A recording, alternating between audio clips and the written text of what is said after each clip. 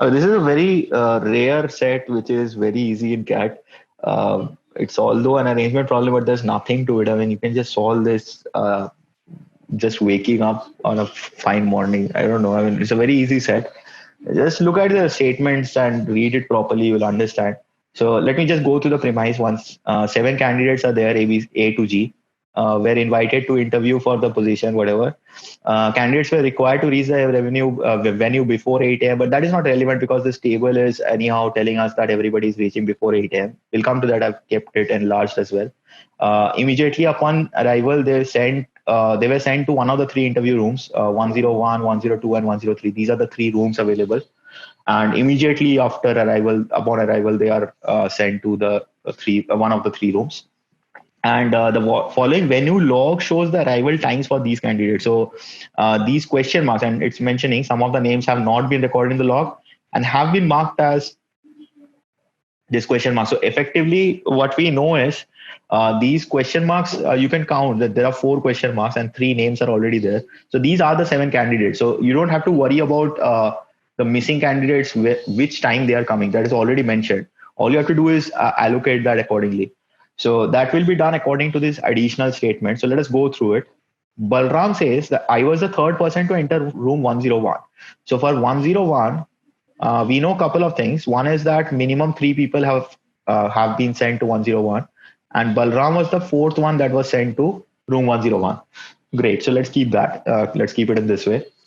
Chitra says, I was the last person to enter the room I was allotted to. So this is something we don't know. So I'll keep a two written. I'll check this point number two later on. Was the last person, but then I don't know which room that will be, right? So there's nothing as such as of now. Okay, Erina says I was the only person in the room I was allotted to. So I'll keep this information separately. So what I'll do is I'll just write Erina here or just an E, and I'll put an arrow and write one. So this indicates. So when I read this, I'll understand that whichever room Erina goes to, there is just one person going into that room because not every room will have the same number of people, right? That should be obvious to anybody. So this is something that is coming from this information, but we don't know which room is that. So let's keep that. This is definitely not 101. That much we know because there are three people, at least three people in 101. So not definitely 101, but we don't need to write that. Anyhow, next one says, Fatima says three people, including Akhil, were already in the room that I was allotted to when I entered it. So three people, including Akhil, okay, was already in the room that I was allotted to. So whichever room Fatima goes to, that has to accommodate at least four people. So I write a 4 plus because Fatima, when Fatima enters, three people were already there. So including Fatima, that's a fourth. She's the fourth one. It could be more than four also because there could be a distribution of 5-1-1. We don't know nothing of that sort as of now.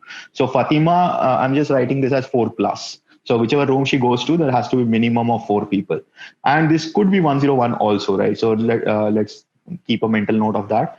Ganeshan says, I was one among the two candidates allotted to room 102. So there's a lot of information, right? So for room 102, we know Ganeshan is part of it. And we know that there are two people in room 102. That is what it says. It's not saying that I was the second person. It says I was one among the two candidates allotted to room 102. So this automatically means that room 102 has accommodated just two individuals, right? By the way, this is point number two. Let me keep this separately. So this is what we have, right? Now, if you look at these numbers, it should be pretty obvious that this cannot be 4 plus. I mean, cannot be more than four. So it has to be four people. So if it is four people and this is room 102, this must be room 101, right? So this is room 101, indicating that, let me write this properly, just one second. Yes, room 101, and this is 103, that is the only one left out. So indicating that there has to be Fatima here, right? So Fatima here, and Akhil was already there in that room. So implying that Akhil is also part of 101. Also, Akhil is the first person to enter, right? So whichever room he goes to, he will be the first person to enter that room. So Akhil has to be allocated in the first position. So this is something that is known. And let us do the rest of it. So 102, we know Ganeshan is part of it, but we don't know which position does he take. And 103 has to be only Arena, right? So there are two people here. So let me keep two blanks for this. And now let us look at point number two, which was left out So Chitra says, I was the last person to enter the room I was allotted to. So Chitra cannot be in 103. Arena is the only one. And cannot be in 101 because Fatima is taking the last spot.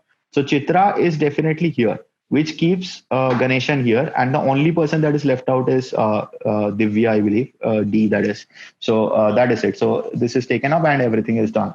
So now the only thing that is left out is, can we try to arrange these question marks? One thing that we can say is, check this out.